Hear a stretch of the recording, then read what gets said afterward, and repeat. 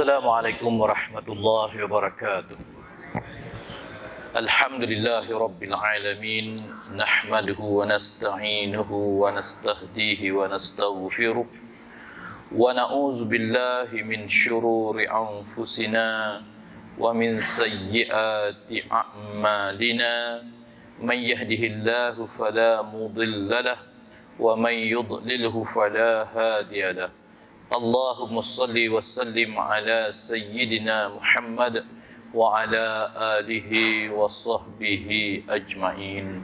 InsyaAllah yang saya hormati Tuan Imam dan barisan Pengasyara Masjid Tun Khalil Tanjung Minyak, Tuan Pengerusi dan ahli-ahli lembaga masjid, pimpinan masyarakat setempat, tuan-tuan haji, puan-puan hajjah, muslimin, muslimat, hadirin hadirat yang dirahmati Allah Subhanahu wa taala. Apa khabar semua?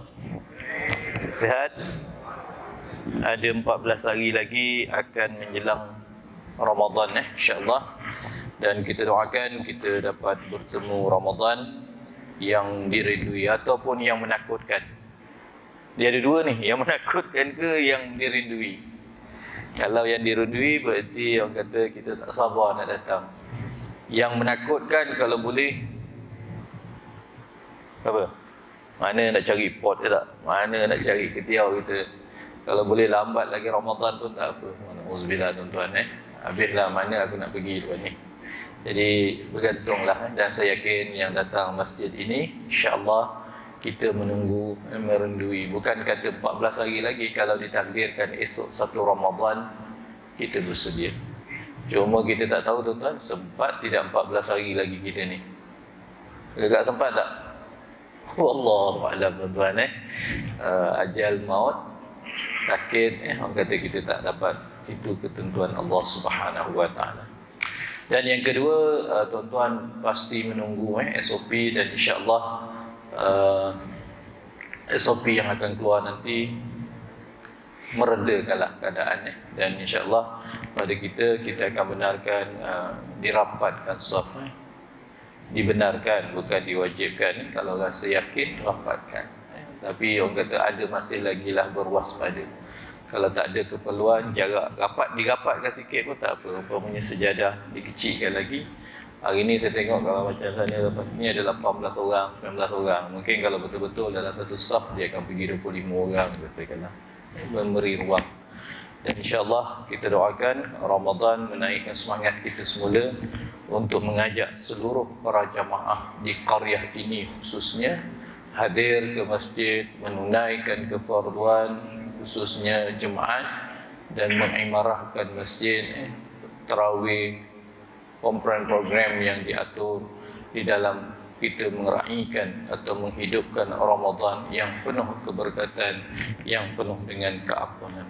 InsyaAllah tuan-tuan, sebelum saya buka atau teruskan pengajian ini, kita buka dengan bacaan Ummul Kitab untuk kita hadiahkan kepada baginda Nabi SAW, para sahabat, isteri serta keluarga baginda, dan seterusnya kepada kedua ibu bapa kita, guru-guru kita, ahli keluarga kita, mereka yang berjasa kepada kita, yang terlebih dahulu telah meninggalkan kita, kepada mereka semua dengan lafaz syai'ulillah lahumul fatihah.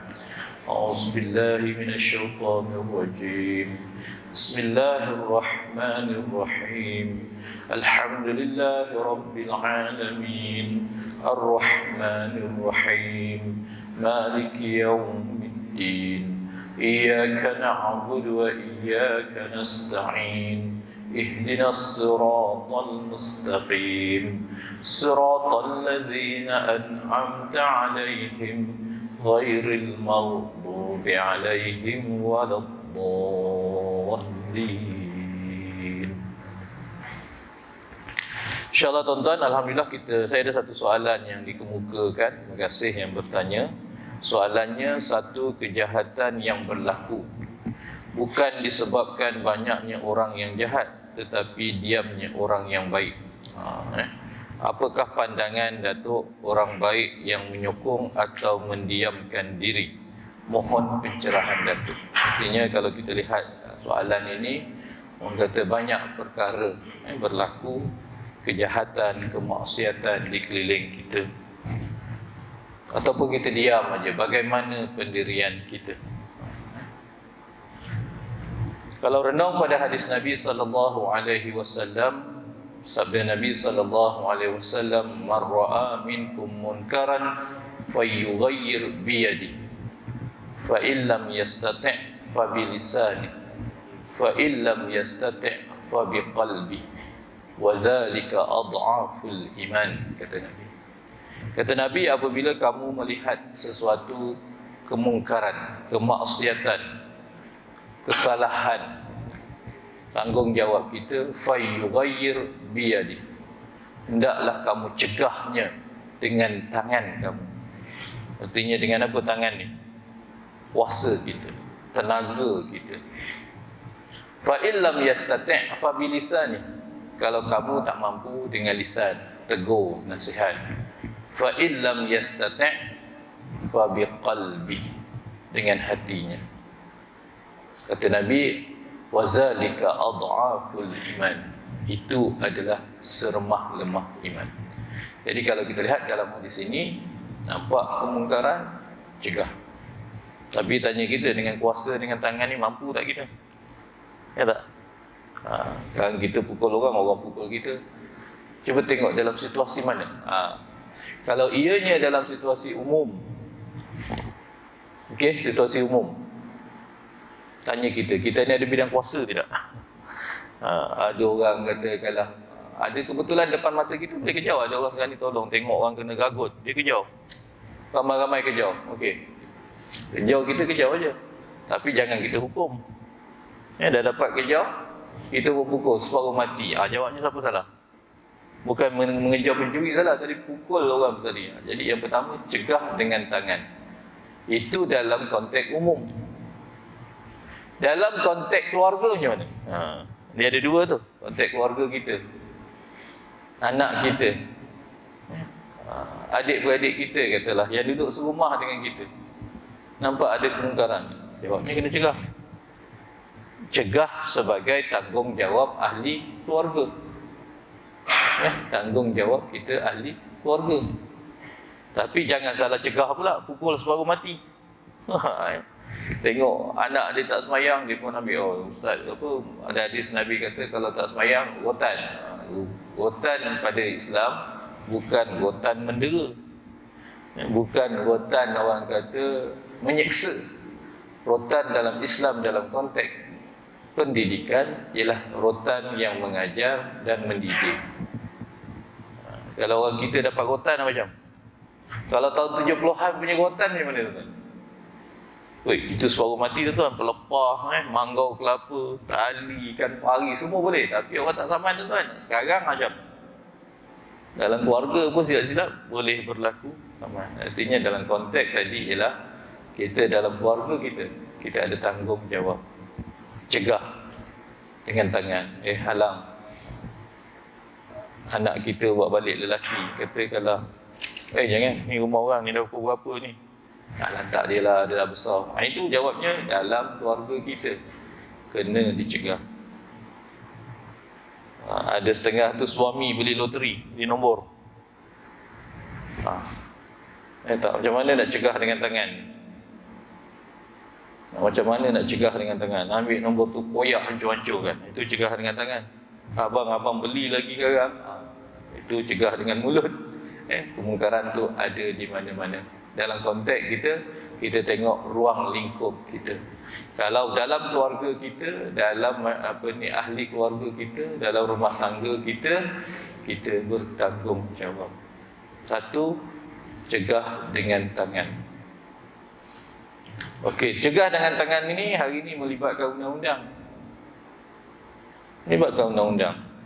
Tengok anak kita proses dah buat bengkel, curi motor, kereta orang, apa semua kan. Jawabnya dengan undang-undang. Pergi buat laporan polis, aku tak tergamah nak biarkan keadaan ini berlaku dalam hidup masyarakat keluarga kita, katakanlah. Jawabnya kita cegah tadi dengan kuasa kita. Buat laporan polis, katakanlah. Biar polis siasat, biar polis ambil tindakan. Okey, kata Nabi, cegah dengan tangan. Tangan itu berarti kuasa. Tak mampu, cegah dengan lisan.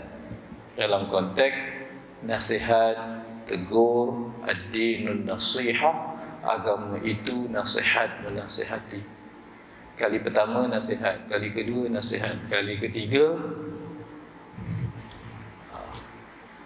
macam tu lah. Kita tengok, kau degil lagi, aku tak boleh apa nak cakap, aku serahlah. Ada undang-undang kalau ianya melibatkan hak atau melibatkan kesalahan jenayah, melibatkan undang-undang yang ada, pergi proses, mengikut proses undang-undang. Fabilisan, nasihat dengan baik. Ni nak Ramadan, nak sembahyang, anak kita, suami kita, isteri kita, katakanlah, tegurlah dengan lisan. Dalam konteks lisan tadi, Allah mengajar kita, ud'u ila sabili rabbika bil hikmah. Seru dengan cara yang baik. Hikmah artinya bukan kita kutuk dia, bukan kita hina dia. Mungkin ada setengah orang dia kena dibelai, ada setengah orang kena diajak, ada setengah orang dipanggil diam-diam duduk. Kita ni saya nak beritahu awak, nak cakap kadang depan-depan tak boleh. Macam-macam cara pada anak kita, macam-macam cara. Anak kita kalau 5 orang pun, tak maaf ada 7 orang pun, 7 cara yang berbeza. 7 cara yang berbeza. Kawan kita, ada seorang dua boleh gurau, boleh main kutuk-kutuk aja tuan-tuan. Ada seorang dua telinganya nipis. Ada seorang dua bukan kata apa, tersetegur dalam grup WhatsApp, terus left grup tuan-tuan. Macam-macam tak? Jadi kita tengok dalam masyarakat, dalam tu ada benda yang sensitif. Ada yang seorang tu aku rasa tak sedap nak cakap dalam public tak, terus telefon dia, aku dengar betul ke? Jawabnya inilah tak redha, tak betul. Jadi masing-masing pada cara lisan. Lisan tadi ialah mengikut kemampuan kita. Cara lisan ialah menasihati, menegur, menerang, membetulkan. Tapi ada approach-nya. Pendekatannya ialah dengan berhikmah. Hikmah ni berbagai cara boleh kita letakkan. Dalam konteks kita, fazakir fa inna dzikra tanfa'ul mu'minin. Ingatilah kerana ia memberi manfaat. Dan yang ketiga, dah tak mampu lagi dah nak cegah, kata Nabi, cegah dalam hati. Doakan dia. Aku doakan dia selamat, aku doakan dia berhenti dari melakukan kezaliman, lagi penganiayaan dan sebagainya. Itu pendekatan. Jadi kalau kita diam pun tak boleh, berani sangat pun jangan. Tengok situasi apa kesalahan tadi. Kalau dalam ruang lingkup keluarga kita, kita ada tanggungjawab. Kalau ruang lingkup masyarakat, tengok dulu ada aspek. Mungkin ini boleh serah pada pengurusi masjid, ini boleh serah pada polis, ini boleh serah pada penghulu, ini boleh serah kepada pihak berkuasa dan sebagainya untuk mencegah tadi. Dan kita ada tanggungjawab. Tanggungjawab kita umpamanya memberi maklumat kepada pihak berkuasa kalau ianya menyalahi undang-undang dan peraturan. Wallahu a'lam tuan-tuan. Tapi dalam konteks hadis Nabi, nampak kemungkaran kena dicegah. InsyaAllah tuan-tuan, itulah yang dapat saya sampaikan. InsyaAllah gunakanlah ia dengan hikmah dan penuh kebaikan. Niat kita betul, tapi kadang-kadang dalam mencegah cara kita tak betul. Ini yang kena jaga. Akhirnya kalau kata pepatah apa dia, nak tangkap ayam, ayam terlepas, tangan bau tai. Itu pun tak jadi juga. Jadi pastikan caranya juga betul. Niatnya betul, caranya betul, insya-Allah natijahnya nanti akan dapat betul, insya-Allah. Tuan-tuan yang dirahmati Allah Subhanahu wa taala, kita telah membincangkan pada hari itu iaitu beriman kepada hari kiamat. Beriman kepada hari kiamat adalah merupakan satu iktikad yang jazam bagi kita orang muslim untuk mempercayai adanya hari kebangkitan. Hari kebangkitan ini ada berbagai-bagai nama yang dinukilkan oleh Allah Subhanahu wa taala di dalam Al-Quran yang menggambarkan kedahsyatan, kehebatan atau peristiwa-peristiwa yang berlaku pada hari tersebut. Kehidupan kita di dunia ini adalah sesuatu yang namanya bersifat sementara. Kita cuma dipinjamkan beberapa ketika sahaja di dunia ini. Ada yang dipinjamkan 80 tahun, ada yang diberi 60 tahun, ada 40 tahun, ada yang 4 hari, ada yang 4 jam aja.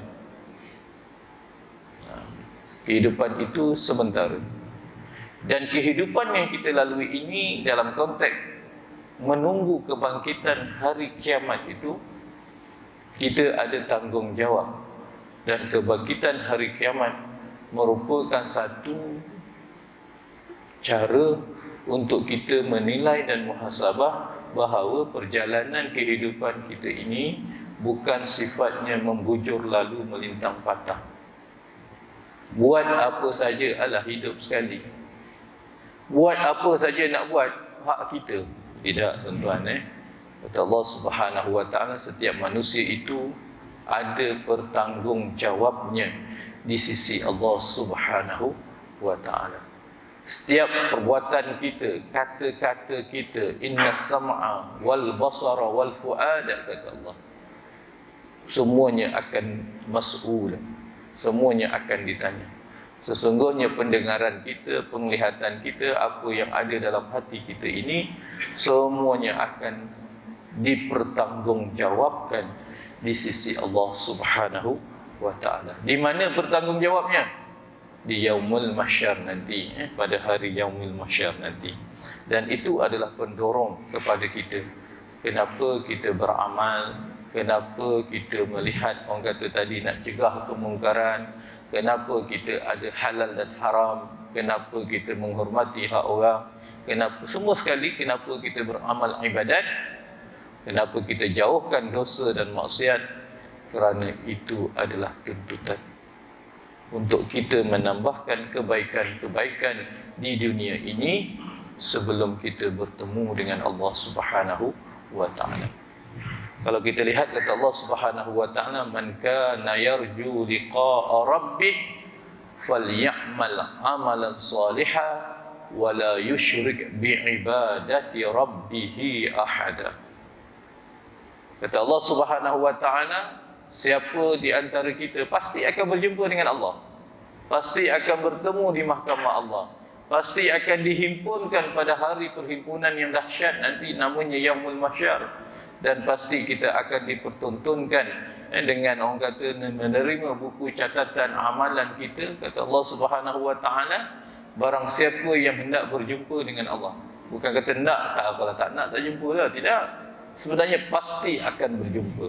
Tapi yang perjumpaan kita nanti di hadapan mahkamah Allah, kita nak apa? Radiyatan mardiyah, saling reda meredai.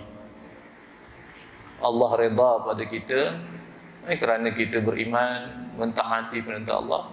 Kita reda pada Allah yang telah mentakdirkan kita hidup di dunia ini dengan beberapa ketika, dengan amal-amal yang telah kita lakukan.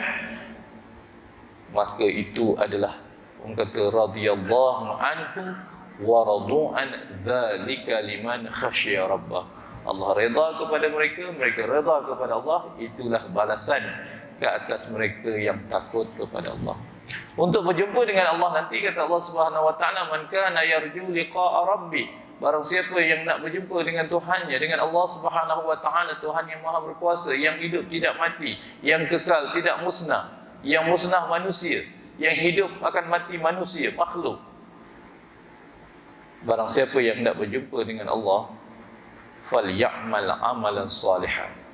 Syarat yang pertama, hendaklah dia melakukan amal salih semasa hidup di dunia, mentaati segala apa yang diperintah, wala yusyrik biibadati rabbih ahada. Dan yang kedua, jangan kita mempersyirikkan atau menyekutukan Allah dengan sesuatu yang lain, kuasa yang tidak ada kuasa, hanya kuasa mutlak di sisi Allah Subhanahu wa ta'ala. Jadi beriman kepada hari kiamat bukan nak menyebabkan kita tinggalkan dunia, tidak merebut dunia, tidak mencari nikmat dunia, tidak mencari, orang kata, kesihatan, jaga tadi, apa-apa kita kejar akhirat. Tidak. Nikmat di dunia menjadi perantara untuk kita mendapat nikmat dan kesejahteraan serta keredaan dan keampunan Allah di yaumil mahsyar. Itu yang kata Nabi dalam satu hadisnya, ad-dunya mazra'atul akhirah. Dunia ini adalah ladang untuk kita bercocok tanam pada hari yaumil mahsyar nanti. Sidang hadirin yang dirahmati Allah Subhanahu wa taala, kalau kita lihat apabila kita mengatakan kita beriman dengan i'tiqad yang jazam, tidak berbelah bagi, tidak diragukan bahawa kiamat pasti berlaku dan pasti ada. Selepas kehidupan kita di dunia ini, kita akan berhijrah ke alam barzakh. Lepas di alam barzakh, kita akan dibangkitkan semula menunggu masanya. Cuma kita tak tahu apa dia. Bila masanya? Bila masanya akan datang. Dan ini janji Allah Subhanahu wa taala, inna sa'ata atiyatun akadu ukhfiha, kata Allah. Sesungguhnya kiamat itu pasti akan berlaku. Pasti berlaku. Jangan kata ya tidak, benda gaib. Ini yang beriman kepada yang disebut dalam ilmu kalam perkara-perkara ghaibiat, perkara-perkara sam'iyat. Sebahagian daripada keimanan kita orang yang beriman ialah kita beriman kepada perkara-perkara ghaibiat yang tak nampak dengan mata kasar, yang tidak boleh dibuktikan kalau dicabar. Kita tak dapat nak buktikan. Yang ada kita rujuk kepada Al-Quran, yang ada kita rujuk kepada hadis Nabi, yang ada tadi mengingat dan mencabar keyakinan kita, betul ke benda ni boleh berlaku. Mencabar, tuan-tuan. Sebagian orang yang yakin kalau ianya datang daripada Al-Quran, ya insya-Allah, kita akan mengatakan mustahil, tidak layak.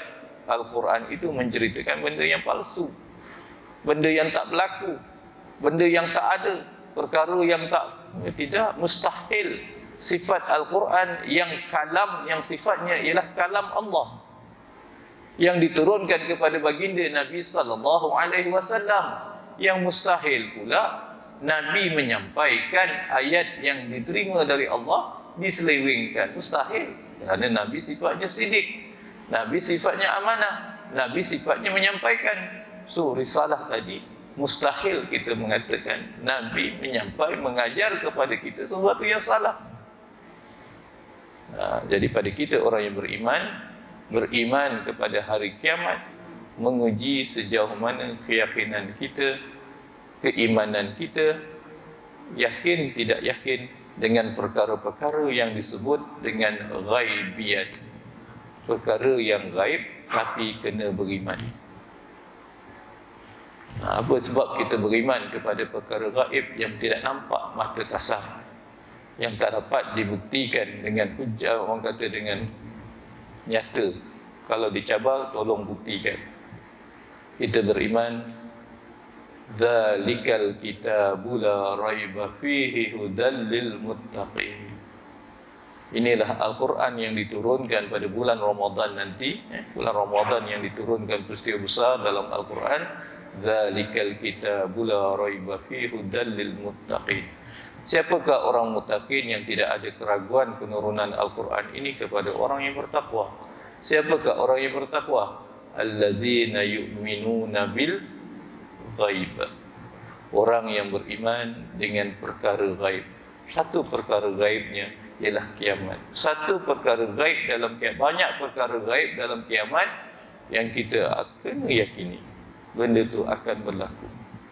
Ada titian siratul mustaqim. Mana ada siratul mustaqim? Lepas tu tanya pula, sehalus benang, tak?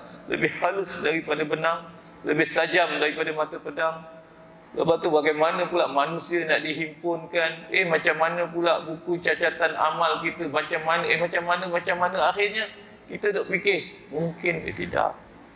Perkara-perkara itu adalah merupakan peristiwa-peristiwa ghaibiat yang wajib kita iman. Dan apabila kita menyebut tentang beriman kepada hari kiamat, adakah keimanan kepada hari kiamat ini untuk kita orang umat Muhammad sahaja? Adakah untuk umat Nabi Muhammad saja? Risalah keimanan yang mengajak kita beriman kepada hari kiamat bukan untuk umat Nabi Muhammad sahaja, daripada Adam sampailah Muhammad. Seluruh para nabi yang diutuskan oleh Allah mempunyai dasar keimanan yang sama. Tidak ada perbezaan. Apa dalilnya? Kullun amana billah. Semua para nabi tadi daripada Adam alaihi salam sampai Muhammad sallallahu alaihi wasallam, kullun amana billah. Semua para nabi mengajak risalah, dakwah dan keimanannya mentauhidkan Allah Subhanahu wa taala. Kullun amana billah wa malaikatihi, beriman kepada malaikat, wa kutubihi, dan kitab-kitab yang diturunkan, wa rusulih, la nufarriqu baina ahadin mir rusulih. Semua para nabi mengajak untuk manusia mentauhidkan Allah, beriman kepada hari Allah, kepada nabi, pada malaikat, kepada kitab, termasuk beriman kepada hari kiamat. Dan semua nabi nanti akan dibangkitkan semula. Semua umat nabi daripada Adam alaihissalam akan dihimpunkan semula pada hari yaumul mahsyar nanti. Semua umat daripada Adam, tak ada yang tercicir, tidak ada yang tertinggal di dalam perhimpunan yang namanya yaumul mahsyar. Peristiwa-peristiwa hari kiamat ialah suatu yang mendahsyat dahsyat yang digambarkan oleh Allah Subhanahu wa taala, dan daripada peristiwa-peristiwa itu maka ulama meletakkan bahawa hari kiamat itu mempunyai pelbagai nama yang diabadikan atau yang disebut di dalam Al-Quran. Apabila kita merujuk kepada isi Al-Quran dan meneliti dengan sepenuhnya, penelitian akan wujudnya dan berjumpa nama-nama hari kiamat dalam berbagai bentuk dan berbagai nama. Dan nama-nama tadi menggambarkan suasana-suasana yang akan berlaku pada hari tersebut. Yang pertama disebut dengan Yaumul Ba'ts, disebut dengan hari kebangkitan.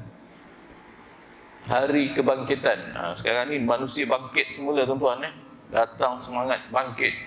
Yang kalah orang kata nak lawan balik, yang orang kata sedih datang gembira, kita bangkit semangat tu datang balik. Tapi pada hari kiamat kita akan dibangkitkan semula. Namanya Yaumul Ba'ts. Bangkit dari mana? Bangkit dari mana? Semua manusia akan bangkit dari kubur masing-masing. Semua akan bangkit daripada kubur. Orang jawab, aku untung, dia kata, kenapa? Aku mati tak ada kubur. Macam? Tak ada kubur pun, agak-agak ada kubur tak nanti? Semua akan bangkit. MH17 sampai sekarang jenazah tu tak tahu kat mana Batu Nisan, ya tak? Tapi adakah tak ada kubur tadi? Tidak ada dalam ilmu Allah. Tidak ada dia disemadikan di sisi Allah. Dia semua dah berada di alam barzakh. Cuma isyarat dunia tak dapat nak diuruskan, tak dapat nak dikapankan, tak dapat nak dimandikan, tak dapat nak disembahyangkan secara hadir, dan tak dapat nak dikebumikan. Habis kalau dah tak ada jenazah macam tu, jadi apa pada kita? Kan ada satu lagi pada kita, sembahyang jenazah ghaib. Sembahyang jenazah ghaib. Sembahyang jenazah ghaib dari sudut fiqh ada dua keadaan. Satu, memang jenazah tu tak ditemui. Tak ditemui. Tapi ada qarinah. Ada qarinah atau bayinah orang tu mati. Untuk mendapatkan pengisytiharan mati tadi, dia kena dapat pengisytiharan daripada mahkamah bahawa orang itu mati. Dan ada perintah mahkamah bahawa ada pengisytiharan mati. Satu lagi kematian ialah Kematian yang kita tidak dapat hadiri hari kebumian atau sembahyangnya. Contohnya sekarang ni banyak berlaku apa? Covid. Bila Covid, nak uruskan jenazah berapa orang aja yang boleh? Untuk pengetahuan tuan-tuan, 4 orang aja yang boleh ke klinik, ke hospital. 4 orang, 5 orang lah lebih kurang.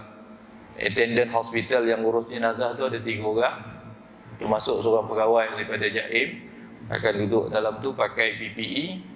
Lepas tu 2 orang ahli waris atau seorang lagi duduklah kat belakang cermin tu, mayanglah jenazah. Bila sampai kat kampung, dia kata tak dibenarkan salat jenazah. Ni ramai dah tunggu ni, kawan-kawan lama, ada yang Pak Imam, ada Ustaz, ada apa meninggal kan. Akhirnya kita buat keputusan Jabatan Kuasa Fatwa bagi yang tidak dapat menghadiri sembahyang jenazah gaib, sembahyang hadir kerana Covid, kita haruskan ditunaikan sembahyang gaib. Jawabnya sembahyang jenazah gaib kerana kita tidak dapat menghadiri, menyertai, walaupun jenazah tu wujud. Ada, kita tahu jenazah tu, kita tengok tapi tak ada. Akhirnya kita buatlah. Lepas ni kan, lepas maghrib atau lepas zuhur ke kan, jenazah tu dah ke bumi, barulah ditadikan tadi. Okey, bagi jenazah yang gaib tadi, nak ceritanya ni hari kebangkitan. Dia kata dia tak ada kubur kan, dia tak ada jenazah, dia tak ada apa. Maka dalam fiqh dia disebut sebagai al-mafqud. Mafqud ni ialah orang yang hilang, yang tidak diketahui hidup atau mati. Mafqud. Tapi ada qarinah, dia mati. Contoh, orang kata baru ni banjir besar. Banjir besar, Pahang, apa ni, Seri Muda katakanlah. Tengok-tengok ahli waris, adik aku tak ada. Dah ada 2 bulan ni tak jumpa lagi mayat. Isytihar pun tak ada, umum pun tak ada. Hidup ke mati kakak? Di sini lah, dia hidup ke mati? Jenazah orang tadi kena diisytiharkan. Kalau ada qarinah, betul, saya nampak apa semua macam MH17. MH17 tu artinya ada qarinah, ada laporan kapal terbang terhempas, mayat tak ditemui, tak tahu di mana keberadaan kapal terbang dan penumpang-penumpang yang ada. Dalam kapal terbang tu ada orang Islam, ada tak bukan Islam. Pada orang Islam, kita akan minta hak untuk mengisytiharkan bahawa seluruh penumpang yang ada dalam kapal terbang tadi diisytiharkan mati. Kenapa kena diisytiharkan mati? Ni ada kaitan dengan isteri yang ditinggalkan. Dia ada kaitan dengan harta yang ditinggalkan. Kalau dengan tadi, kalau ikut hukum asal pada Syafi'i, orang yang mati tidak ada bukti kematiannya, tak dapat dijumpa tubuh badannya dan dianggap mati, dia kena tunggu selama 4 tahun. Tak balik-balik, kena iklan, cari, ikhtiar, tak ada. Cari sana, cari sini, akhirnya kita tengok kalau lah orang ke laut, yang kita jumpa kapal dengan perahu dengan slipper ni saja. Orang dah tak ada. Tapi betul ke orang tak ada? Takut dia tinggalkan kapal, dia tinggalkan perahu, dia tinggalkan jaring dia kan. Rupa dia seberang ke Indonesia, dah jumpa orang rumah baru dia kat sana. Macam mungkin juga, tak?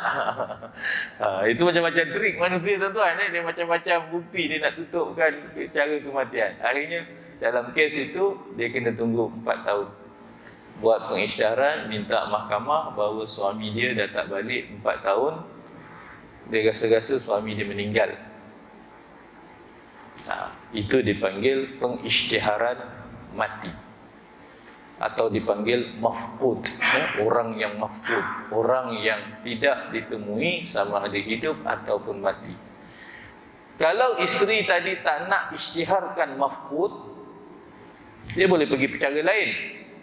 Dia boleh pergi taklid atau dia pergi fasakh. Apa beza taklid dengan fasakh? Taklid, dia kata suami saya tak bilang, tak apa semua, artinya cerailah dia. So dia tak dapat nak menuntut harta, dia tak dapat nak menuntut nafkah, dia tak dapat nak tuntut hak-hak dia. Suami dia gaib, tak tahu mana pergi.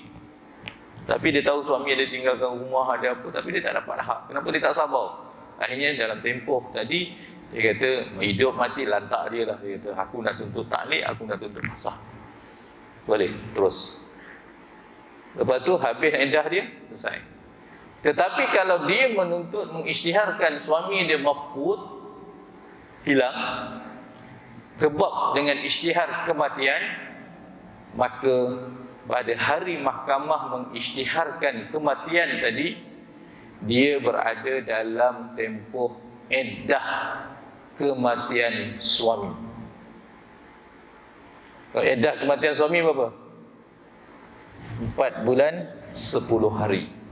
Dia berihdad, dia tak boleh keluar rumah, dia tak apa selepas hari pengisytiharan tadi. Kalau macam kes MH17 tu cepat 8 bulan tak silap saya lepas kejadian berlaku, pihak ahli waris menuntut ke mahkamah syariah, mahkamah syariah mengisytiharkan semua penumpang tadi meninggal termasuk yang beragama Islam.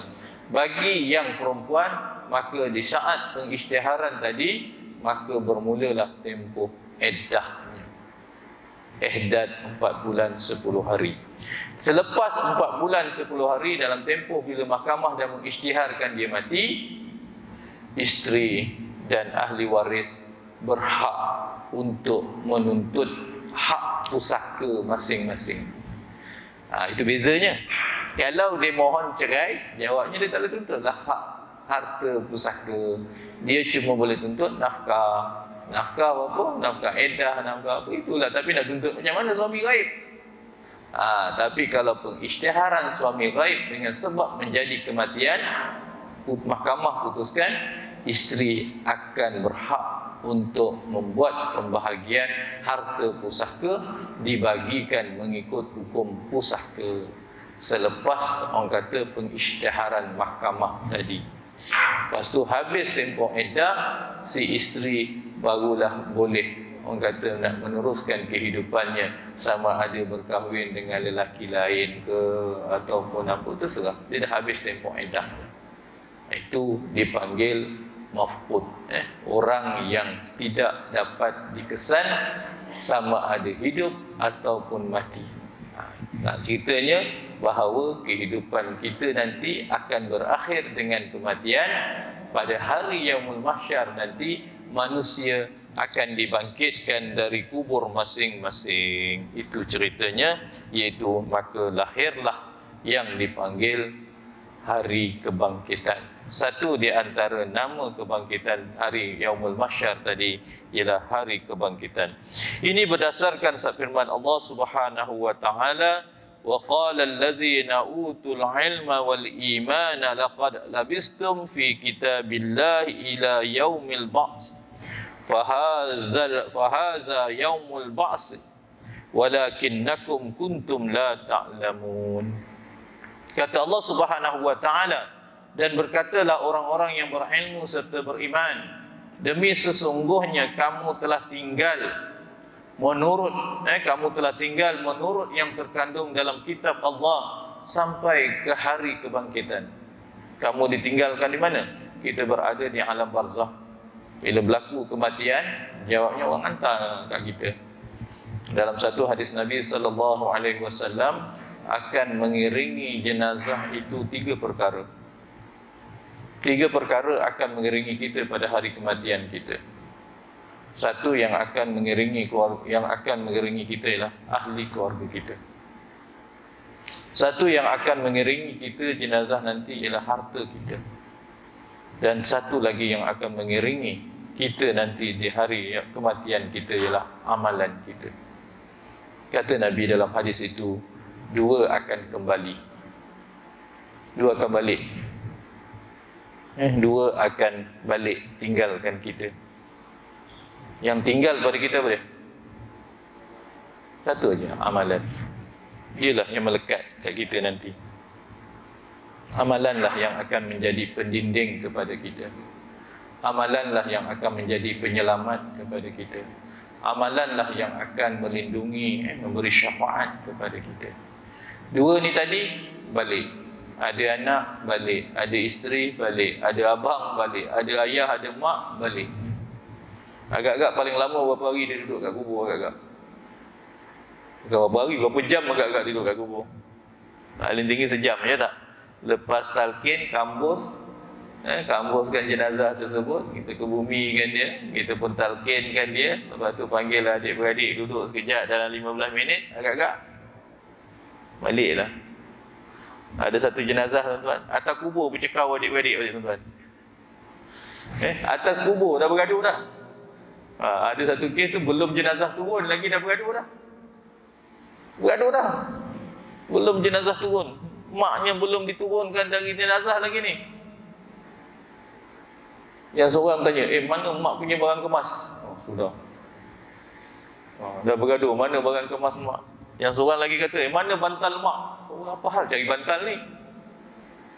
Agak-agak, kenapa dia cari bantal tuan-tuan? Dia tahu mak dia punya duit dalam bantal. Bawa bantal ni, bantal ni aku nak pegang. Kau jadi dulu, mak dulu. Rupa dia bergaduh pasal bantal. Kita apa hal bergaduh pasal bantal ni? Rupa dia tahu mak dia punya duit memang dalam bantal. Jenazah belum turun lagi tuan-tuan, adik-beradik dah bercakap. Jenazah belum, orang kata kubur masih merah lagi, atas kubur tu kata orang tuan-tuan atas kubur pun dah orang kata dah ada tim A, dah ada tim B dalam adik-beradik sendiri. Nak ceritanya, waris akan tinggalkan kita. Kalau dia datang pun nanti malam besok datang sekejap, tahlil lah tak? Habis hari raya nanti agak-agak hari-hari tu dalam seminggu datang. Lepas tu dah balik KL, jawabnya sebulan lepas tu.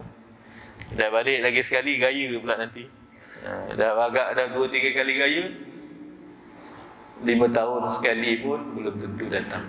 Wallahualam tuan-tuan. Ini orang kata manusia atau waris kita, ahli keluarga kita yang mengiringi tadi, takkan kekal. Harta kita naik kereta ke, naik apa ke, tak, bawa lah tunjukkan. Sebab orang buta apa dia bagus ni? Orang buta ni punya kepercayaan apa? Itu sebab dulu orang kematian orang Cina tong mayat dia besar tuan. Agak-agak apa dia buat? Semua dia masuk cawan, emas, perak, televisyen. Lepas tu dia tahu, lepas tu ada orang korek kubur tu kan. Sekarang ni dia buat replika pula. Yang terbaru sekarang agak-agak orang masyarakat tu percaya apa tuan? Ni kepercayaan mereka Dia kata tak apalah, sekarang kita tahu mak kita sekarang dia tak payah lagi lah, kita bagi dia Mastercard aja dia kata. Tak mahu, orang Cina dia percaya, dia pakai Mastercard je sekarang. Dia kata, kita dah beli package untuk kematian mak kita 450,000. 450,000. Habis macam mana? Kita pakai Mastercard lah. Dia beli. Itu kepercayaan mereka. Kepercayaan orang bukan Islam, orang Buddha, bahawa kehidupan selepas kematian mak bapak dia ada keperluan hidup dia. Itu sebab nanti dalam setahun pada masyarakat orang bukan Islam, orang Buddha, dia ada apa? Sembahyang roh. Dia kata nenek moyang dia akan balik. Itu yang nanti ada. Sebelah rumah saya tengok, kau sembahyang apa hari ni? Dia kata hari ni sembahyang hantu lah, dia kata. Dia pun letak ada makanan, minuman, ayam, ada yang kaya sikit, babi, arak, apa semua. Lepas tu ada replika. Kalau yang ada duit tu, dia buat dia punya tu sampai ada replika kereta, ada replika televisyen. Saya kata tengok, apa sembahyang ni hari ni besar sikit tahun ni. Tahun ni kita ulang tahun yang ke-10 dia kata. Kita buat besar sikit lah, ayat tokek besar kan. Dia kata dia sudah 10 tahun, dia mau balik roh dia. Jadi kita mau bagi dia happy, dia kata. Kita bagi dia cukup-cukup untuk belanja dia dekat alam barzah. Itu kepercayaan mereka. Tapi pada kita orang yang beriman, apa pada ahli waris? Kata Nabi, doa pada kita ialah doa daripada anak-anak yang saleh, isteri, keluarga, adik-beradik, sahabat. Lepas tu orang tanya pula, ni musim tahlil, musim kenduri, boleh ke doa orang lain sampai ke jenazah yang orang lain tak ada kena-mengena dengan kita? Ada yang melampau tuan-tuan Dia kata ni tahlil bid'ah, Doa orang lain tak sampai kecuali ahli waris saja. Betul ke? Adakah doa kita ke atas orang lain yang beragama Islam tak sampai? Tak payah nak doa-doa. Buat apa? Nak doa mak bapak awak sendiri. Boleh. Wa na'udzubillah tuan-tuan, doakanlah kepada orang yang berjasa. Kan kita kata pada guru kita. Guru kita tak ada kena-mengena dengan darah kita, tapi dia berjasa kepada kita. Jiran kita, dia bukan keluarga kita. Kalau ikut tak boleh doakan. Doakanlah. Ada orang yang melampau, dia kata tak ada. Ini tahlil bukan doa, dia kata ini tak sampai doa ni. Orang dapat makan je. Wa na'udzubillah. Adakah doa kita kepada orang yang bukan ahli waris kita tidak diterima oleh Allah Subhanahu wa taala? Kalau macam tu, saya punya hujah, saya kata senang aja. Kalau doa orang lain tak boleh diterima oleh Allah masa sembahyang jenazah, jangan jemput orang. Sembahyang jenazah, jangan jemput orang lain. Kita pergi meninggal di jenazah di Mekah, berapa ramai sembahyangkan kita? Dekat 1,000 orang, 1,000, 100,000, 200,000 tuan-tuan. Orang Afrika apa kena mengena dengan kita? Apa kena mengena dengan kita? Bukan saudara kita. Tetapi bila sembahyang jenazah, apa syarat sembahyang jenazah? Satu, sembahyang jenazah, syarat dan rukunnya ada doa. Ada 4 kali takbir. Takbir yang terakhir tadi diiringi dengan doa. Apa doanya? Allahumma ighfir lahu, Allahumma ighfir laha kalau perempuan, Allahumma ighfir lahu kalau lelaki, Allahumma ighfir lahum kalau ianya ramai. Kita pergi sembahyang kat Mekah kan, as-salatu 'alal amwat. Apa maknanya? Ramai jenazah ada kematian hari itu. Maka kita pun kata, bangun sembahyang jenazah tak? Padahal tak tahu tu saudara ke tak saudara. Maka kita pun sembahyangkan doa sembahyang akhir kita sebelum salam, Allahumma ighfir lahum warhamhum wa'afihim wa'fu anhum. Ya Allah, kau ampunilah dia, kau rahmatilah dia, kau maafkanlah dia, kau mandikanlah dia dengan salji, kau masukkanlah dia dengan syurga, kau ringankanlah segalanya kita minta. Sampai tak doa kita ke atas jenazah tadi? Allahu Akbar. Nabi kata keandainya satu jenazah tadi disembahyangkan oleh 100 orang lebih, maka dalam 100 orang tadi Allah akan jauhkan si jenazah tadi daripada azab api neraka. Dalam satu lagi hadis Nabi sallallahu alaihi wasallam, kalau seorang jenazah tadi yang disembahyangkan ke atasnya lebih daripada 40 orang, Allah akan jauhkan dia daripada azab api neraka. Dalam hadis tadi ada 2 kaul, satu 100 orang, satu 40 orang. Saudara mara tak disyarat. Saudara mara ke darah daging tak ada. Jawabnya doa pada kita. Dan satu doa yang selalu kita baca apa dia? Terlalu general tuan-tuan. Rabbana ighfir lana dhunubana wa li ikhwanina allazina sabaquna bil iman. Lagi umum. Ya Allah, engkau ampunilah kami. Rabbana ighfir lana dhunubana. Engkau ampunilah kami dosa-dosa kami. Wa li ikhwanina, dan saudara-saudara kami. Wa li ikhwanina allazina sabaquna bil iman. Engkau ampunilah saudara-saudara kami yang terdahulu. Tak kisah umat Nabi siapa pun tuan, bukan umat Nabi Muhammad saja, yang terdahulu tapi beriman kepadamu. Jawabnya umum, yang beriman, tak kisah daripada umat Nabi Adam kita minta Rabbana ighfir lana dzunubana wa li ikhwanina allazina sabaquna bil iman wa la taj'al fi qulubina ghillan lil ladzina amanu rabbana innaka ra'ufur rahim. Jadi kalau kita tengok dalam ayat Allah Subhanahu Wa Taala tu, boleh doa sampai kepada orang yang sebelum daripada kita. Tak kisah zaman umat Nabi siapa, tapi dia beriman. Kita minta Allah ampuni mereka itu semua. Tak ada kena mengena dengan kita. Jadi jangan hal ni. Kadang-kadang kita ni mempertikaikan benda-benda yang remeh, benda-benda yang menjadi amalan, doa tak sampailah, apa semua. Alhamdulillah. Ini dalam masyarakat kita. Jadi hari yang pertama disebut dengan hari kebangkitan. Yang kedua disebut dengan Yaumus Sa'ah. Suatu hari yang namanya saat yang pasti akan berlaku. artinya yaumus sa'ah. Hari apa? Hari yang namanya masa. Saat ni masa. Kita sebut apa? Setiap saat, setiap detik. Artinya suatu masa yang pasti akan berlaku. Kata Allah Subhanahu wa taala, iqtarabatis sa'atu wansyaqqatil qamar. Apabila kata Allah Subhanahu wa taala telah sampai hampir saatnya akan datang namanya kiamat, agak-agak apa yang akan berlaku? Wansyaqqal qamar. Bulan akan terbelah. Itu dahsyatnya nanti. Nanti kita akan jumpa perbincangan dengan hari kiamat disebut dengan alamatul sughra dan alamatul kubra. Ada alamat-alamat kecil, ada alamat-alamat besar. Allah sebut lagi inna zalzalatas saati syai'un azim, kata Allah. Sesungguhnya keguncangan pada hari yaumul mahsyar, hari Sa'ah tadi, nama harinya Sa'ah, adalah suatu yang amat dahsyat. Keguncangan pada hari itu, saat itu, harinya kiamat, saatnya kiamat, masa itu, kata Allah Subhanahu wa taala, keguncangan pada masa hari saat itu adalah suatu yang amat dahsyat. Hari itu tak semena-mena Melaka gempa bumi, tergasa getaran.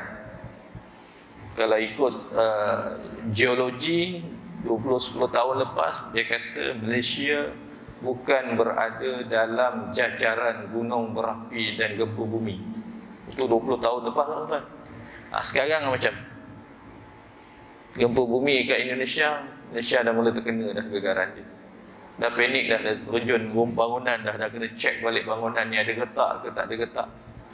Ya Allah, ini manusia punya teori, tetapi Allah punya kehendak pasti akan berlaku. Nak tanggi tahu tuan-tuan apa? Itu baru alamat-alamat kecil, tanda-tanda kecil boleh berlaku. Ada gempa bumi, ada tanah runtuh, ada banjir besar, ada letusan gunung berapi. Apa lagi? Kalau dilihat, tak pernah terfikir semua dah okey dah kita punya teori ni. Tapi datang, ya Allah, besar. Buatlah parit besar kalau dah datang. Itu gambaran kecil. Kalau betul-betul kiamat macam, kata Allah Subhanahu wa taala, iza zulzilatil ardu zilzalaha wa akhrajatil ardu asqalaha. Berlaku banjir dekat Pahang tu, semua keluar. Baru tahu balak ada kena potong, pokok kena tebang, kata. Kata Allah, wa akhrajatil ardu asqalaha. Kalau pada hari kegoncangan nanti, bumi akan keluarkan segala isi kandungnya. Itu sebahagian keluar lah, tu sebahagian tadi. Batu, saya tengok ada satu tempat tu, saya pergi kebetulan. Batu tu, berat batu tu dia jadikan penghalang tembok dekat sungai kampung tu. Dalam 2 tan punya berat satu-satu bongkar. Lebih kurang dalam 8 kali 8 punya saiz. Lepas tu dia susun. Jadi orang kata benteng untuk buat air lah. Rupanya batu yang seberat 2 tan tu dihanyutkan oleh banjir lebih 2 kilometer daripada tempat asalnya. Ya, bayangkan 2 tan tu. Kalau ikut 2 tan tak bergerak tak, boleh terpacak je. Tapi pukulan air punya kuat, bongkar 2 tan tu bergerak daripada tempat asalnya 2 kilometer sampai dekat rumah kawan saya punya mak. Ada 2 ketul, dia kata. Nasib baik orang kata batu tu tak gempuh rumah dia. Kalau gempuh rumah dia, jawabnya apa? Habislah. Dengan paluan air, tekanan air yang kuat. Nak beritahu, itu kegoncangan pada ketika banjir besar. Bayangkan kalau kegoncangan yang namanya hari kiamat. Bagaimana bulan terbelah dulu? Bagaimana langit yang ada di atas kita ini yang tersusun cantik, kata Allah, akan berlaku jatuh berkeping-keping. Bagaimana bintang yang ada dekat atas tu akan jatuh. Yang kata kita akan jatuh macam 77 serang, orang kata apa?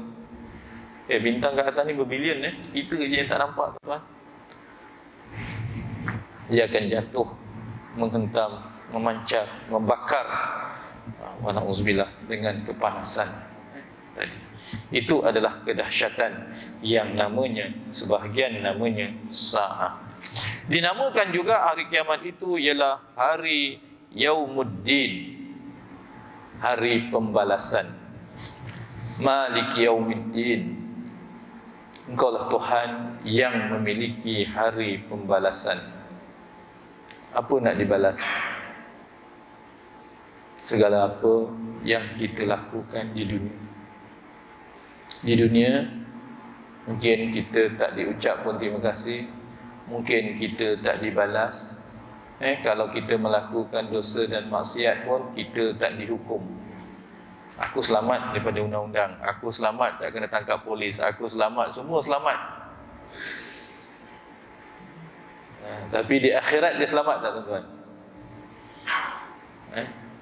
Di akhirat kita tidak akan selamat. Di dunia kita tidak dibalas dengan kebaikan yang kita buat, tapi di akhirat setiap kebaikan yang kita lakukan akan dituntunkan semula oleh Allah Subhanahu wa ta'ala. Dan janji Allah, sekecil mana pun kebaikan yang kita lakukan akan diberitahu dan akan dituntunkan dan dibalas oleh Allah dengan seadil-adilnya. Tak perlu nak cari peguam, tak perlu nak cari orang kata bukti, semuanya akan dituntunkan semula pada hari Yaumul Mahsyar, tuan-tuan. Jadi yang ketiga namanya Yaumuddin, hari pembalasan, bahawa kita akan dibalas. Yang ketiga, yang seterusnya dipanggil Yaumul Mahsyar. Yang keempat, Yaumul Mahsyar, manusia akan dihimpunkan semula. Himpun, sebesar mana perhimpunan, selagi ada manusia, selagi itulah akan ada tempat perhimpunannya. Yang kita nampak manusia paling banyak, paling ramai berhimpun bila? Itulah gambarannya pada hari wukuf. Pada hari wukuf, gambaran perhimpunan manusia berlaku macam mana hari wukuf. Sebab apa dikatakan hari wukuf tadi? Manusia akan dibangkitkan dari kubur masing-masing. Kata Nabi SAW, yahsyurun nas yaumal qiyamah khufatan uratan wa ghurlan. Manusia akan dihimpunkan pada hari Yaumul Mahsyar nanti dalam keadaan berkaki ayam, bertelanjang dan tidak berkhitan. Balik kepada fitrah kejadian manusia. Dan kita akan dibangkitkan dari kubur masing-masing. Masa kita diserahkan ke kubur, kita pakai apa tuan-tuan? Kain kapan aja tak? Itu aja. Dan ketika pada perhimpunan di Yaumul Mahsyar, kita pakai apa tuan-tuan? Itulah hampir sama pakaian yang kita akan pakai ketika hari kematian kita. Sekaya mana pun kita puan, ada tak kita balut jenazah tadi dengan kain sutera, emas, perak? Ada tak tuan-tuan? Tak adalah. Sebab sementara ni saya tengok uruskan jenazah VIP ke menteri ke, menteri ke apa ke, lah sekali kain putih je. Kain putih je yang kita bungkuskan dia. Paling kaya orang pergi umrah, kain ihram dia RM1 agak-agak. Sulam sutera ada tak? Tak ada tuan. Kain ihram dia paling tinggi pun RM100 ajalah. RM10-20. Yang murah lagi yang itu je lah. Dia raja ke, dia sultan ke, dia apa ke, itulah pakaian kita semasa berada di padang Arafah. Hari lain kita boleh tunjukkan kita ada kaya, kita ada apa tuan-tuan. Pada hari Arafah, itulah perhimpunan kita. Dan perhimpunan nak dibandingkan atau dikiaskan perhimpunan ramainya manusia, itulah semasa perhimpunan di Yaumul Mahsyar. Nanti sama sopananya seperti mana bangkitnya kita daripada kubur masing-masing.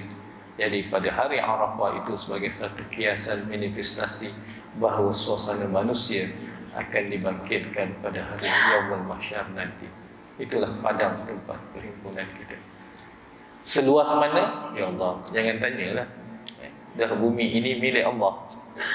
Dah bumi ini milik Allah. Allah tahu berapa banyak umat yang akan dibangkitkan, berapa luas bumi yang perlukan. Yang pada ketika itu kita hanya mengharapkan satu aja, tuan-tuan, pada saat itu apa dia? Ini disebut oleh ulama namanya syafa'atun Nabi. Syafaat Nabi. Nanti kita akan bincangkan pada masa yang akan datang. InsyaAllah nama-nama kiamat itu menggambarkan suasana pada hari Yaumul Mahsyar yang amat dahsyat nanti. Tetapi bukan untuk kita beriman pada hari kiamat menjadikan kita takut, tetapi kita untuk mempersiapkan diri kita semasa hidup di dunia ini dengan bekalan-bekalan yang akan kita bawa pada hari Yaumul Mahsyar. Bekalan-bekalan itu bukan lagi bersifat tadi, tetapi bekalan yang hendak kita bawa ialah sesuatu yang boleh memberatkan timbangan amal kita, yang namanya pahala. Yang hendak kita jauhkan daripada hidup kita ini namanya dosa. Wallahu alam, kita jumpa pada masa yang akan datang.